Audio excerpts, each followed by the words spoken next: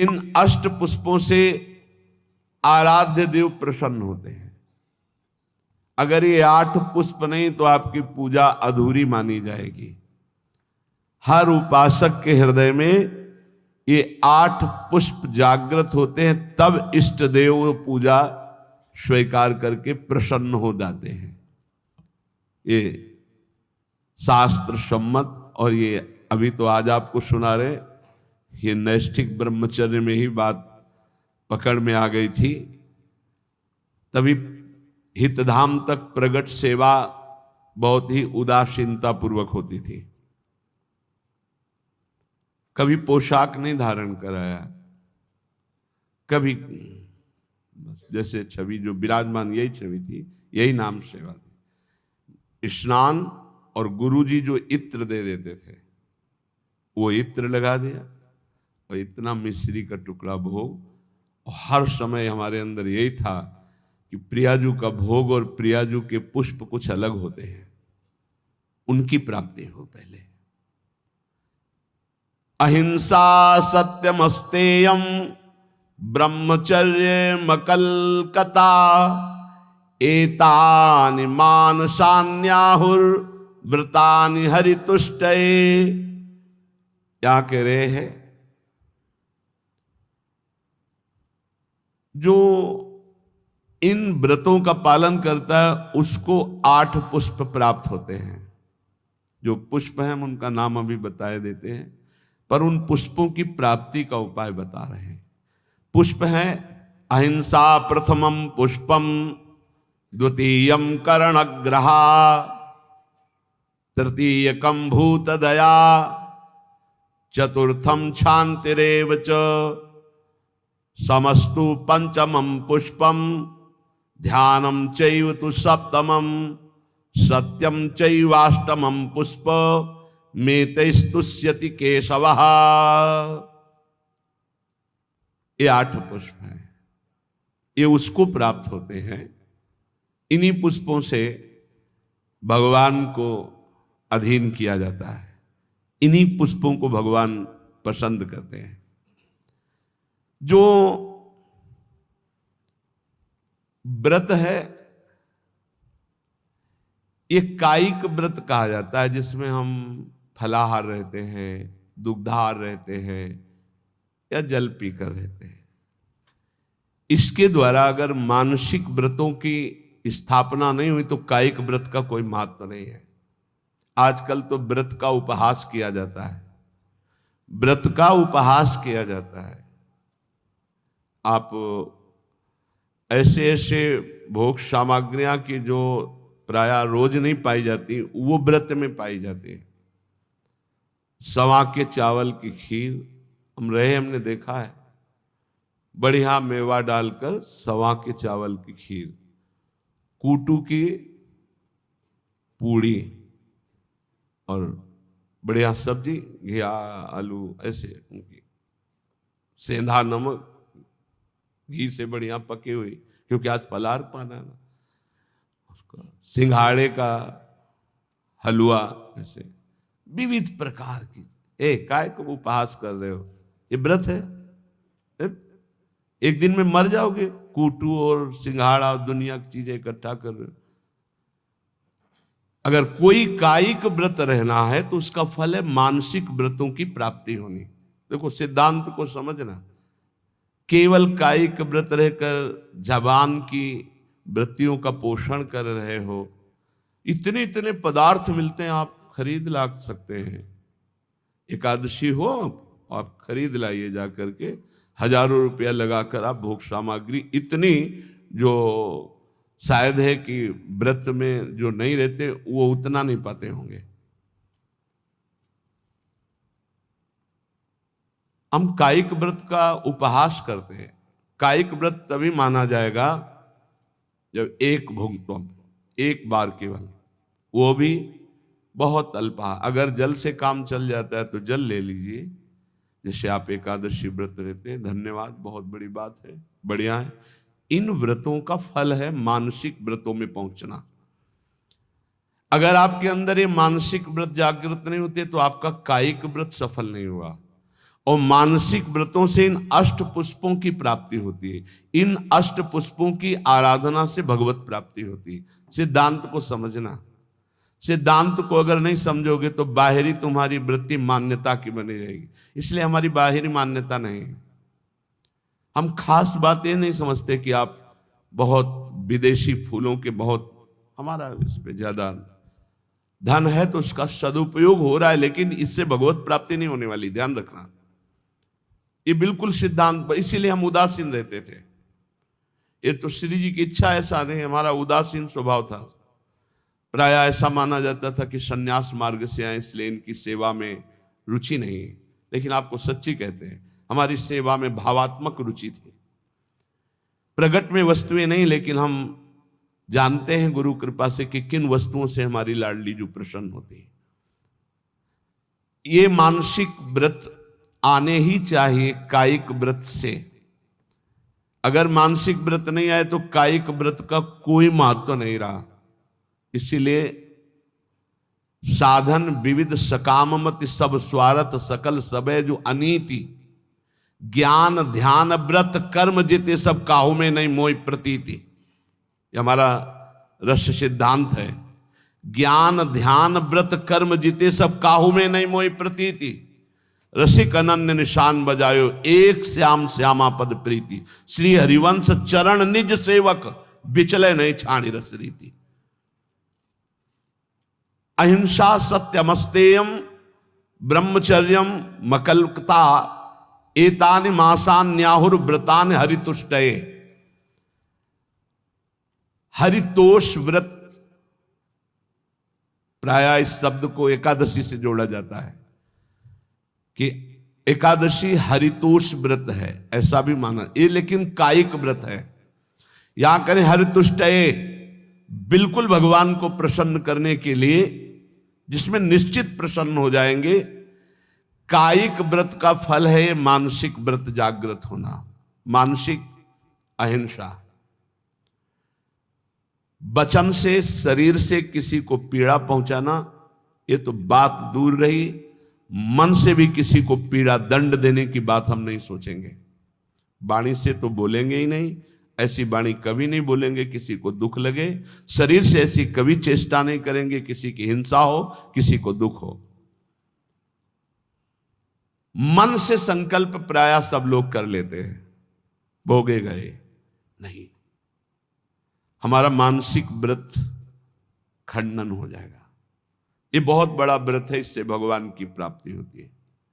अहिंसा परमो तपः, परम तपस्या है, परम व्रत है अहिंसा। मन से, वचन से, शरीर से, किसी भी तरह से किसी को दुख ना पहुंचाना अहिंसा है। हमको कोई दुख पहुंचाता है, हम उसे सह लेते हैं। वो आगे आएगा इसी प्रसंग में। ये बहुत अमृतमय वचन है। यही नैष्ठिक ब्रह्मचर्य में इन्हीं की शिक्षा हुई थी, गुरुजनों से इन्हीं की शिक्षा हुई।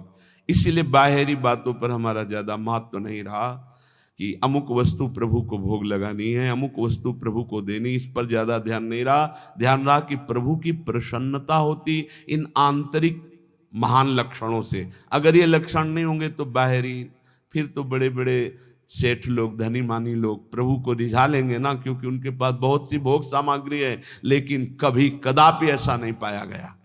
प्रभु को रिझाने के लिए यही पाया गया। पहला है मानसिक व्रत अहिंसा, फिर दूसरा है सत्यम। सत्य कौन है? प्रभु सत्य है। भगवान को सत्य नारायण कहा गया, भगवान को सच्चिदानंद रूपाय, सच्चित आनंद रूपाय कहा गया। सत है प्रभु। यदि हम प्रभु का नाम जप कर रहे हैं, प्रभु के चरणों का आश्रय लिए हैं, तो हम सत का आश्रय लिए हैं, सत का जप कर रहे हैं। यदि संतों का संग करें तो सत संग कर रहे हैं। हमारे अंदर सत विचार हैं, हमारी सत क्रियाएं हैं, तो हमारी वाणी भी झूठ नहीं बोलनी चाहिए। सत भाषण है, सत संभाषण है, सत वार्ता है, वो सत है, वो सत्य है। ये मानसिक व्रत हैं। अगर ये व्रत नहीं है तो कायिक व्रत का कोई महत्व नहीं होगा, क्योंकि कायिक व्रत का शारीरिक तप का फल है मानसिक में आना। जैसे प्रगट सेवा का फल है मानसिक सेवा में आना, जैसे देह भाव की क्रियाओं का फल है देह भाव रहित होकर स्वरूप में स्थित होना। ये आंतरिक बातें समझो, सिद्धांत जो परम पद प्राप्ति का है। तीसरा है अस्तेयम, किसी की भी कभी कोई वस्तु ना उठाना, चोरी ना करना। जैसे माना कि मार्ग में तो आपका क्या अधिकार है, आप वैष्णव हैं, बिल्कुल वैसे ही पड़ा रहने दो, या आसपास कोई हो तो वो अपना उठा लेगा, कोई वहां से निकलेगा पूछेगा तो उसको मिल जाएगा। अगर हम उठा लिया तो हम दूर जा रहे हैं, अब वहां वो लौट के आएगा, वस्तु नहीं मिलेगी, आसपास पूछेगा तो वहां नहीं मिलेगा। हमारा कर्तव्य बनता है हम बिल्कुल उससे निरपेक्ष हो जाएं। अगर हमारी अपेक्षा बनती है तो आसपास जो दुकान है या कोई है तो उससे वहां, अगर कोई नहीं है तो आप वहीं छोड़ दीजिए, वो लौटेगा तो ले लेगा, नहीं जिसके भाग्य में होगा लेगा, हमारा अधिकार नहीं। पड़ी हुई वस्तु भी हम ना उठाएं। फिर दूसरे की चोरी करना तो हो ही नहीं सकता, चोरी कैसे कर सकता है वैष्णव होकर। अस्तेयम, ए बिल्कुल पकड़ लीजिए, अगर भगवत प्राप्ति करनी है तो कूटू और सिंघाड़ा के आटा से व्रत नहीं होता, ये व्रत होते हैं। ये कह रहे हैं मानसान न्याहुर व्रतानि हरितुष्टये, इन व्रतों से भगवान निश्चित प्रसन्न होकर आपको दर्शन दे देंगे।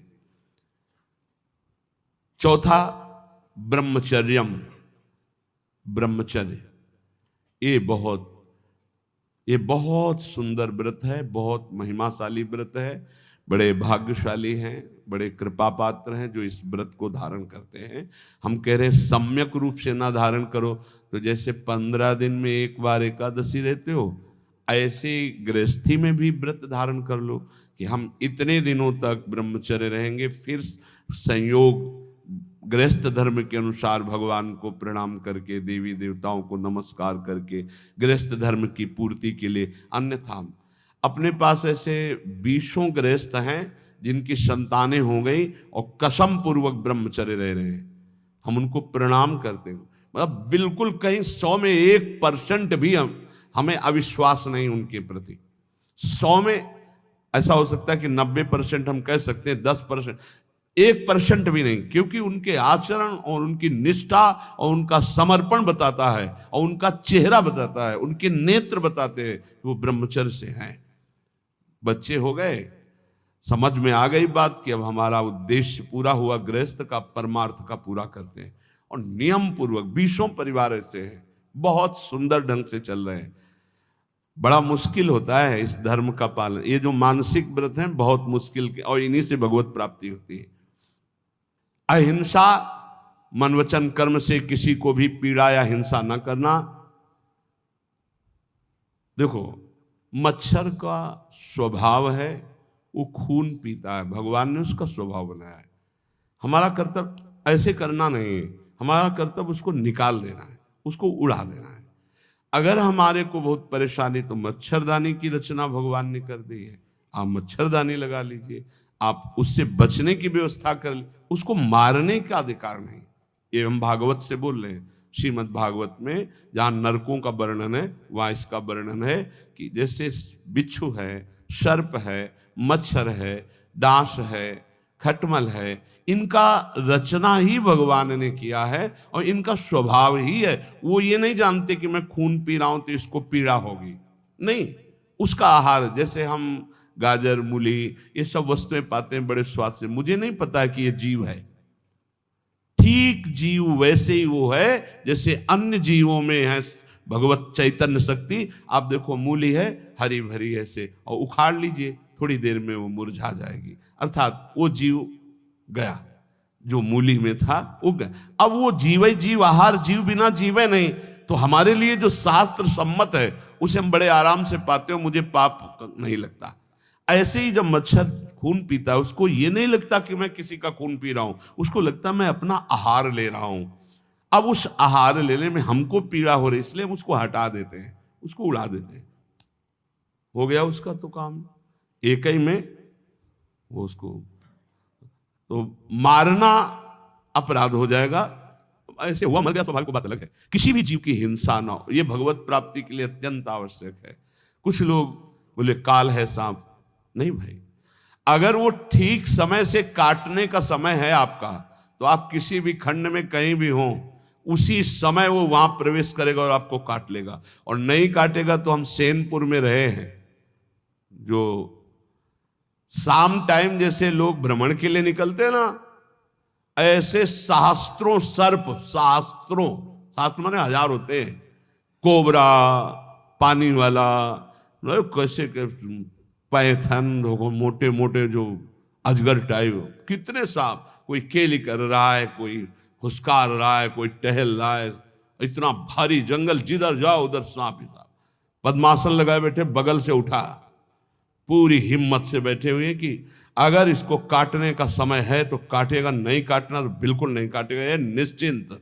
और सामने से निकल के खड़ा हुआ, अब अंदर से एकदम भगवदाकार व्यक्ति, प्रभु हैं, फंड नीचे किया, चला गया। ऐसा दृढ़ विश्वास था। और बीछी तो ऐसे थी जैसे काले चीटी चीटा घूमते हैं।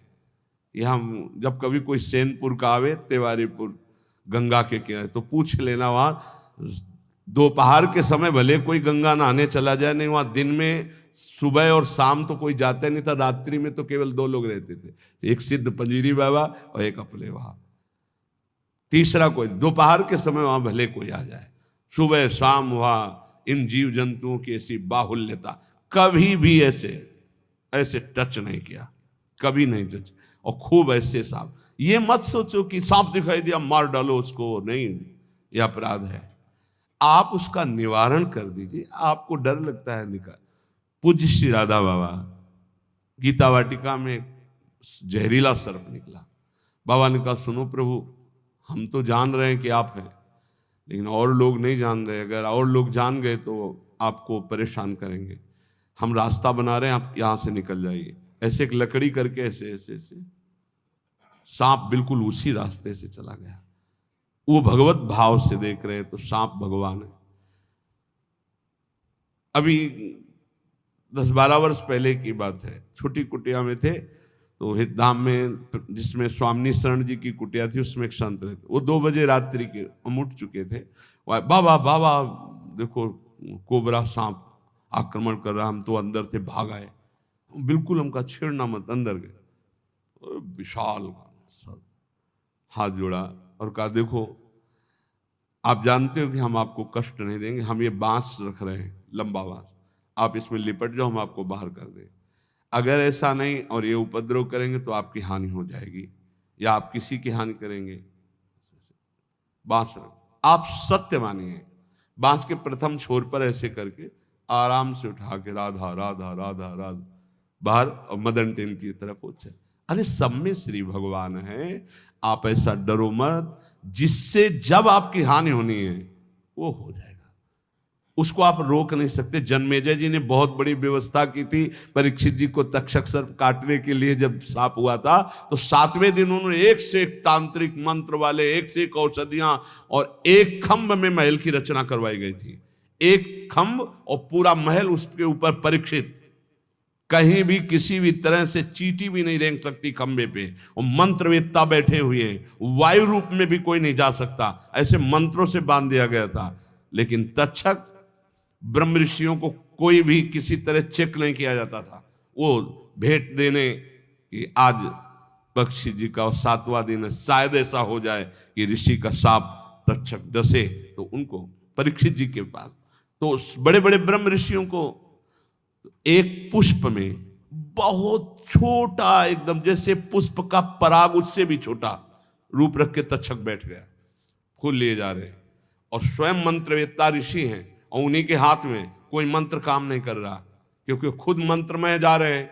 ऐसी जगह बैठा कि कोई चेक नहीं कर सकता, कोई मंत्र का प्रयोग नहीं हुआ, गए जे परीक्षित के हाथ में दिए। परीक्षित जी ने जे ही प्रणाम मुद्रा में से किया, विशाल काय रूप धारण किया, भस्म किया, आकाश में अंतर ध्यान। भावी को कोई मेट सके ऐसी बात, जो होना है वो होगा, जो नहीं होना नहीं। तो हम किसी की हिंसा ना करें, हम सदैव सत्य स्वरूप प्रभु का नाम जप करें, सत्य भाषण करें, सत्य आचरण करें, चोरी किसी की ना करें। अस्ते, चोरी न करना, और ब्रह्मचर्य, ये बहुत अमृतमय है। जहां तक हो सके भगवान की कृपा से इसको धारण करो। बहुत समाज की हानि इस ब्रह्मचर्य व्रत के ना रहने से हो रही, बहुत हानि हो रही। और कह रहे अकल्प, किसी भी तरह से कपट न करो, किसी के साथ व्यवहार छल कपट वाला हो, सीधी सादी बात रखो। सरल स्वभाव न मन कुटिलाई, भगवान के मोहि कपट छल छिद्र न भावा। ये कपट रख करके भगवत मार्ग के पथिक को, बोल कुछ रहा है, चित्त में कुछ चल रहा है, आचरण में कुछ चल रहा है, ये ठीक नहीं है। जो बोल रहे हो वही आचरण में, वही आपका चरित्र है।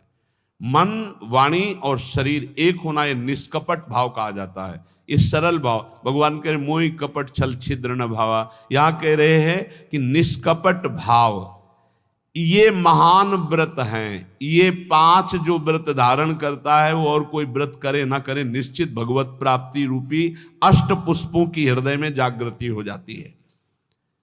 अहिंसा सत्यमस्तेयम ब्रह्मचर्य मकलकता एतानि मानसान्याहुर व्रतानि हरितुष्टे। कह रहे हैं कि जो कायिक व्रत है, एक भुक्तम तथा नक्तो मुपवासो मथाचितम, जो 24 घंटे में एक बार केवल भोजन पाता है उसे व्रतधारी ही कहते हैं। भले वो अन्न पर एक बार, कोई भी व्रत की पूर्णता एक बार, अगर 2 बार 3 बार तो व्रत नहीं माना जाएगा। नहीं, सुबह खूब आधा लीटर पौन लीटर दूध में चाय की पत्ती डाल के, आज एकादशी है ना, आज अमुक व्रत है ना, और वो लिया। फिर 10-11 बजे फल फ्रूट और सब ये खूब दबा के, और 4 बजे फिर, और फिर 8 बजे रात्रि के। इसमें न मतलब है ना कि तुम्हारा व्रत है, कोई व्रत नहीं है, कोई व्रत नहीं तुम्हारा हुआ। अगर आप एकादशी व्रत हो तो 24 घंटे में एक भुक्तम तथा नक्तो मुपवासो मायाचितम, अयाचित भाव से विरक्त को और धर्म पूर्वक कमाए हुए अर्थ से गृहस्थ को एक बार, व्रत हो तो किसी का दिया हुआ पानी भी मत पीना, नियम है। गृहस्थ हो तो आज तुम्हारा व्रत है, किसी का पानी नहीं, फलाहार की तो बात जाने दो। अपने घर में जो कुछ आपको मिल जाए वो एक बार, 24 घंटे में अगर व्रत पूरा करना है तो एक बार, जल भरे 2-3 बार ले लो, लेकिन खान पान का कोई भी सामग्री, फलाहार या दुग्धार एक बार करो तो व्रत माना जाएगा। वैसे अगर 24 घंटे में एक बार अन्न पाता है तो व्रत वाला ही कहा जाएगा, उसका व्रत ही माना जाएगा। ये शास्त्र, एक भुक्तम तथा नक्त मुपवास मयाचितम, अयाचित भाव से एक बार जो प्राप्त हो गया उसको शरीर, एक बार से प्राणों का पोषण अच्छा हो जाता है। जिनका भगवत कृपा से अभ्यास बन जाए तो देख लो, लेकिन बहुत ही कठिन है जिनका बाल भोग सुबह से हो चाय और बिस्कुट और ये नाश्ता, और फिर दोपहर में, फिर शाम के 4 बजे चाय नाश्ता, और फिर 8 बजे भोजन। तो शरीर पोषण 14 बार करके कोई भगवत प्राप्ति के मार्ग में चले तो भाई प्रणाम है। वैसे पीछे तो ऐसे नहीं चला गया, पीछे तो ऐसे हमने नहीं देखा किसी महापुरुष को कभी ये चाय नाश्ता का तो कोई सवाल ही नहीं। यार ये 24 घंटे में कभी कुछ मिल जाए तो बड़ी कृपा। एक भुक्तम, बहुत बढ़िया भजन होने लगेगा, देखो करके देखो। और जिसको कब्ज होने लगे तो आंवला मंगा लो, भोजन के साथ आंवला की गुठली जो वहां, हाँ टेली जो क्या, हाँ जो भी भैया, मैं तो शब्दों का, वो पंसारी की दुकान में मिल जाता है। 4-5 ऐसे फुला लो, ऐसे रोटी के साथ ले लो। कभी हम तो कुछ मिलता ही नहीं था तो इससे वर्षों कटा है, सब्जी ही नहीं, वर्षों ऐसे रोटी मांग ली, उसी से पा लेते। कब्ज नहीं बनती। साधु को कब्ज पर ध्यान देना चाहिए, कब्ज होने पर फिर प्रमाद स्थितियां आती, भजन में बाधा पड़ती है। रात्रि में तो उपवास वाले को कुछ लेना ही नहीं चाहिए। संध्या काल में, मतलब संध्या के पहले 4 बजे के लगभग एक बार ले ले, 24 घंटे रात दिन भजन, तब तो उपवास। इत्येवं कायिकम पुंसाम व्रत मुक्तम नरेश्वरम। एक बार अन्न का उपयोग कर ले या एक बार फलाहार का उपयोग, 24 घंटे में एक बार। बोले ये कायिक व्रत कहा गया, ऊपर मानसिक व्रत कहा गया। अगर कायिक और मानसिक व्रत किया जाए तो ये पुष्प प्राप्त हो जाते हैं। प्रथमम अहिंसा पुष्पम, इससे बिल्कुल प्रियालाल की सेवा बन जाती है और बहुत जल्दी प्रसन्न हो जाते हैं। अहिंसा पुष्पम, किसी को मन वचन से दुख न देना। द्वितीयम कर्णग्रहा, करण अंतःकरण और इंद्रियां, इनका जो आग्रह होता है विषयों की तरफ जाना, उनसे हटा करके प्रभु में स्थित करना। अंतःकरण इंद्रियों को प्रभु में स्थित कर लेना, ये दूसरा पुष्प है। फिर तृतीयम भूत दया, जीवों पर दया की भावना, ये तीसरा पुष्प है। चैतन्य महाप्रभु ने श्री सनातन जी को उपदेश किया था, नामे रुचि, वैष्णव सेवा और जीवे दया। जीवे दया, नामे रुचि, वैष्णव सेवा का इससे बढ़कर और कोई उपदेश नहीं। 3 बातें। जब किसी को दुखी देखा जाए तो अपने चित्त में दुख आ जाना, कैसे इसकी दुख की निवृत्ति करूं, ये वैष्णव हृदय होता है, ये भक्त हृदय होता है। इससे भगवान बहुत प्रसन्न होते। दूसरे को दुखी देखकर द्रवित हो जाना, भले हम नहीं निवारण कर पा रहे, पर हमारे हृदय में पीड़ा है कि कैसे इसके दुख का निवारण हो। हे भगवान, मैं तो असमर्थ हूँ, इस पर सेवा नहीं कर सकता, अर्थ नहीं है, ऐसी व्यवस्था नहीं है, ऐसा भाव नहीं, पर मुझे लगता है मैं इसे सुख प्रदान करूं। इतनी भावना से ये पुष्प भगवान के पास गया और आपके ऊपर भगवान प्रसन्न हुए। जीवे दया तृतीयकम पुष्पम, तीसरा पुष्प है समस्त जीव पर दया। चतुर्थम शांतिरेव च, चौथा पुष्प है शांति। शांति की व्याख्या की है, जो हमको गाली दे, अपमान करे, तिरस्कार करे, उसमें शांत रहना, बिल्कुल कुछ न बोलना, इसे शांति कहते हैं। और शांति कहते उसमें उसके मंगल की भावना करने लगना। करत जे अनुसहन निंदक तिन्हों पे अनुग्रह की, हे भगवान इनका मंगल हो, इनको ज्ञान नहीं इसलिए निंदा कर रहे हैं, अपमान कर रहे हैं, तिरस्कार कर रहे हैं। हे नाथ इनकी बुद्धि शुद्ध हो, ये स्वस्थ रहे, इनको कभी कोई शारीरिक मानसिक या वाचिक दंड ना पहुंचे, नाथ इन पर कृपा करो। ये हृदय में ये पुष्प, शांति रूपी पुष्प, ये भगवान को प्रसन्न कर लेता है। समस्तु पंचमम पुष्पम, सम कहते हैं इंद्रियों का उनके विषयों से विलग करके, जो शब्द स्पर्श रूप रस गंध में इंद्रियां लगी हुई, उनको अलग करके भागवतिक शब्द स्पर्श रूप रस गंध में लगाना, इसे सम कहते हैं। और समस्त पंचमम पुष्पम, सम के अंदर दम भी आ जाता है। दम कहते हैं मन को इंद्रियों के अधीन न करके उसे सावय मनः कृष्ण पदारविंदयो। तो आगे आया ध्यानम चैतु सप्तमम, जो ध्यान है प्रभु का, आराध्य देव का। राधा वल्लभ लाल को हृदय ध्यान मुख नाम, बहुत बड़ा ये पुष्प है, इसी से भगवान बहुत जल्दी प्रसन्न होते हैं। और सत्यम चैवाष्टमम पुष्पो मेतैस्तुष्यति केशवः, इन 8 पुष्पों की पूजा यदि नहीं तो भगवान की पूजा नहीं मानी जाएगी पूरी। इन 8 पुष्पों से होगी। अहिंसा और अंतःकरण का वशीभूत होना, अर्थात अंतःकरण के अधीन ना होकर उसे अपने अधीन करके भगवदाकार करना। जीवों पर दया करना, शांति, जो आपका अपमान करे उनका मंगल मनाना। शम, इंद्रियों को निर्विषय करके भगवदाकार करना। दम, मन को इंद्रियों की अधीनता से हटाकर प्रभु के चरणों के चिंतन में लगाना। ध्यान, अपने आराध्य देव के रूप का ध्यान करना। और 8वां सत्य, सत्य वचन बोलना, सत्य में स्थित रहना, सदाचरण करना, सत्संग करना, सद्भाव रखना। ये 8 पुष्प हैं। एतैरेवाष्टभी पुष्पैस्तुष्यते चार्चितो हरि पुष्पांतराणि संतेव बाह्यनान्य प्रसत्तम। यहां कह रहे इन पुष्पों द्वारा भगवान श्री कृष्ण को संतुष्ट किया जा सकता है, अन्यथा अन्य पुष्प जो बाहर, उनसे भगवान उतना प्रसन्न नहीं होंगे जितना इन 8 पुष्पों से होंगे। इसलिए भक्त को, प्रेमी को ये 8 पुष्पों द्वारा अपने आराध्य देव की पूजा करनी चाहिए।